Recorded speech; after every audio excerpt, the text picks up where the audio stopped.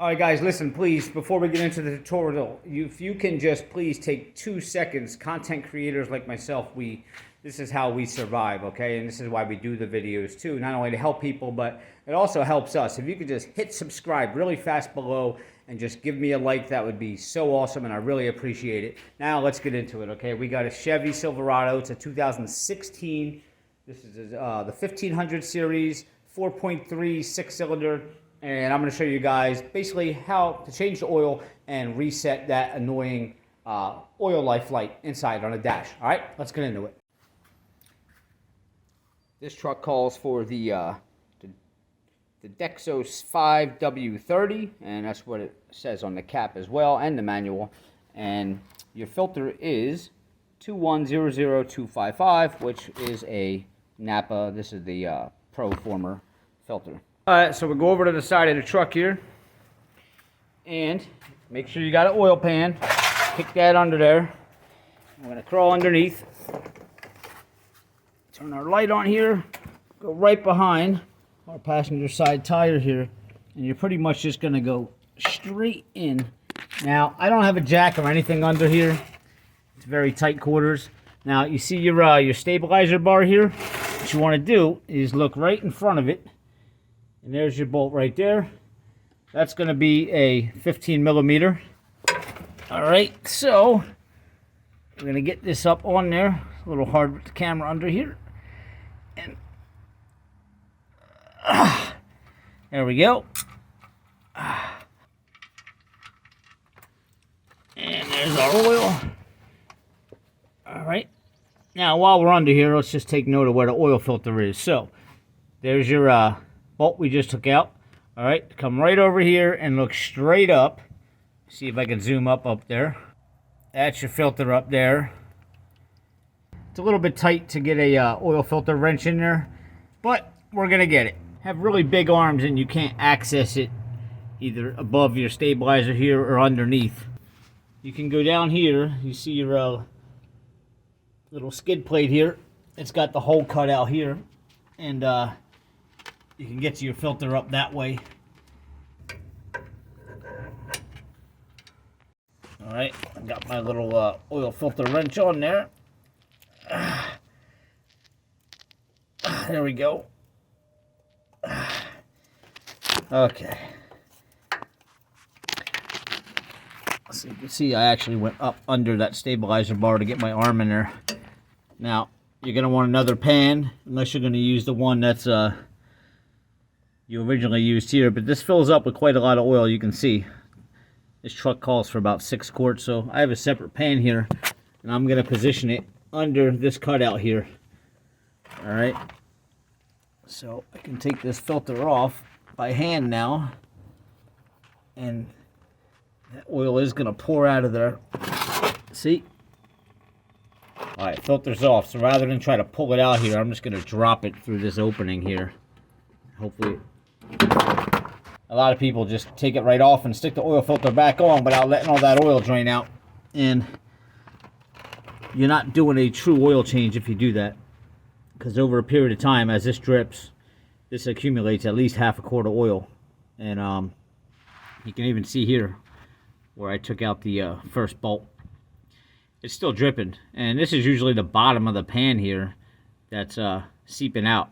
So if you got any crud or anything in the bottom of your tank, this is the most important part. Just let that drip. Walk away for 10 minutes and let that all come out. Now we can put our bolt back in. And don't crank down on these bolts so tight. I mean, they need to be tight, but you don't have to really crank on them that much, because I'll tell you what, you go strip that out, you got big problems. Ugh. And when you feel it get tight, give it one last little oomph. And that's plenty enough. Alright, so this truck calls for about 6 quarts. Typically, if you're going to get oil, I would say order 7. You may only use 5. You may use all 7. Everybody's oil change is different, and I'll tell you why. When you're changing the oil, and well, one, if you don't change the filter, that's holding a significant amount of oil. Okay, so that's going to take up some space, therefore you're going to use less oil. Two is if you are changing the filter and when you're draining the oil, some people don't let it drain all the way out. They don't give it that extra 10 or 15 minutes to let the rest of it seep out. And that also accumulates to a significant amount of oil. So it all depends on how you do your change. Now, I like to typically remove everything and let the truck sit for another 10 minutes and drain everything out. So there's not even a drip coming out anymore. So I know that that system is going to be primarily empty, and it's going to take all of the 6 quarts, could be a little bit more. But if you're going to order some and you're going to drain it all the way out, just order 7. So this way you're not putting in 6 and find out, oh, I still need a half a quart more or whatever. And worst case scenario, you have extra if you ever need to add oil, right? Now, when you're putting your filter back on, what you want to do is wet this seal here a little bit. And we're going to fill this up with a little bit of oil, just so when you're starting the vehicle, you're not starting on a dry start, and this actually helps pressurize the system a little bit when you already have oil in here. Now, being that we're going straight on, we can do that. If the oil filter was on an angle and you fill this up and go turn it, well, then it's all going to spill out anyways. But we're going straight up with this filter, so I can fill this up with some oil. Now, I don't want to stick my hands in the dirty oil and put dirty oil on the seal, because if there is any grit or anything in that oil, and you just get one little piece of sand or something on this seal, then guess what? It's going to drip out of there. Take your fresh oil, fill up your filter here. All right. And I'll typically spill a little bit up here on purpose, just so I can put my finger on it and put some on the seal here. Now, before you put that filter back on, take yourself a clean rag, and you're going to want to wipe the whole area where you took that filter off, just in case there's any dirt or crud up in there. You're not screwing the new filter on top of all that. So we want to get that area completely clean. And the reason I'm telling you that out here is because once I get under this truck, it's going to be very hard to film in that space. All right, a little tight in here, but we're going to stick our hand up here. And we're going to try to clean this whole area. All right, you can see, got that nice and clean now. All right. All right, so you're gonna have to go up through this access panel here, straight up with the filter, which I just put it up there. But you're gonna have to feel around, unless you're physically under it with a lift. You're gonna have to hold this filter. Remember, you got oil in it. You don't want to drop it, but feel around, and definitely don't cross thread this. But you'll feel it recess onto the threads there, and you'll be able to screw it on. And we're turning to the right. And you want to get this nice and tight with your hand. And I am going to slip a little bit because my hand's got a little oil on them. But once you get that nice and tight, then we're going to go back with our filter. And we're going to go in under the stabilizer bar here. And we're going to give it one little nice tug with the wrench. All right, my phone storage actually filled up, so I didn't get the film tightening up the filter. But basically, just get it as tight as you can with your hand, and then try to give it one last little oomph. If it still feels a little bit loose, or if you turn it real easy, then maybe you might have to go 2 more times with it. But you don't want to over-tighten it, okay? It doesn't have to be super tight. All right, you can see the Dexos 5W30. And as always, before you take this cap off, always make sure there's no debris around here that's going to fall into the head when you take this off. This truck's not so bad, but a lot of trucks where it's sitting flat, stuff collects in there and it falls in when you take the cap off. But we're pretty clean here, so we can take this off. And you can see all the dirt and stuff on here. I never like to set the cap down like that, because you're just taking that sand that's going to stick to the oil, and then you're sticking it in the head. So just kind of put this down on its side like that.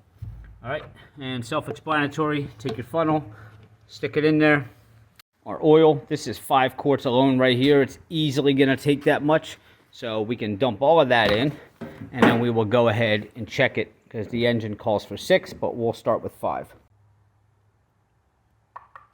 All right, we got 5 quarts in there. Right next to that would be your dipstick. We'll just pull that out, and we're gonna see what we got so far. All right. Of course, you want to wipe it off when you first pull it out, stick it back in there, and then pull it out again.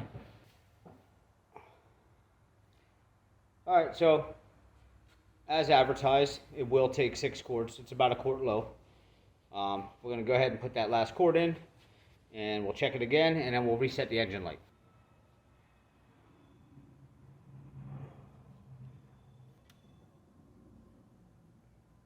And we're right at the top. I don't know if you can see that. Probably not. Camera's a little blurry. Anyway, it's right at the top. Don't forget to put the cap back on. That's a common problem. Oil gets filled up, you check it, and then you just slam the hood and you forget to put the cap back on, and before you know it, you're driving the truck down the road, you see smoke coming out of the hood because oil is shooting out of the valve cover. We're going to go ahead and we're going to reset that engine light. So we are going to stick the key in, and we don't have to start the truck, but you just give it one click, turn it to the on position. Okay? And let's see if we can zoom in here. All right. It says change engine oil soon. You have your little dial right here next to your screen. So what you want to do is turn this to the right until you see the oil life. There we go. See, it's at 0%. It says press to set or clear. So now you want to push in on this, and it's going to ask you, do you want to reset? Turn this to the left to go up to yes, and then push this in again, and boom, 100%. And that's it. That's how you change the oil and reset the light on a 2016 Chevy Silverado 1500. And if you haven't already, please guys, do me a favor, hit subscribe below, give me a like. I'll see you next time.